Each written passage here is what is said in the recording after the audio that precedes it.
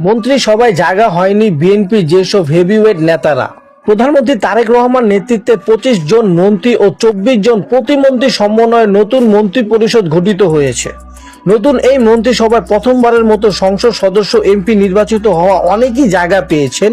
তবে দলীয় রাজনীতিতে দীর্ঘদিন প্রভাবশালী হিসেবে পরিচিত বিএনপির বেশ কয়েকজন জ্যেষ্ঠ নেতা মন্ত্রিসভায় স্থান পাননি।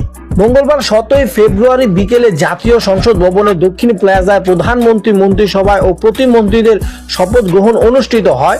শপথ অনুষ্ঠানকে ঘিরে দলীয় নেতাকর্মীদের মধ্যে ব্যাপক আগ্রহ থাকলেও ঘোষিত এলাকায় একাধিক হেভিওয়েট নেতারা নাম থাকায় রাজনৈতিক অঙ্গনে আলোচনা সৃষ্টি হয়েছে। বাংলাদেশ জাতীয়বাদী দলের বিএনপির যেসব জ্যেষ্ঠ নেতা নতুন মন্ত্রিসভায় জায়গা পাননি তাদের মধ্যে রয়েছেন স্থায়ী কমিটির সদস্য মির্জা আব্বাস, আব্দুল মঈন খান, খন্দকার মোশাররফ হোসেন, নজরুল ইসলাম খান, সেলিমা রহমান, আমানুল্লাহ আমান এবং গয়েশ্বর চন্দ্র রায়। এছাড়াও দলের জ্যেষ্ঠ যুগ্ম মহাসচিব রুহুল কবির রিজভী ও ভাইস চেয়ারম্যান শামসুজ্জামান দুদু ও মন্ত্রিসভায় অন্তর্ভুক্ত হননি।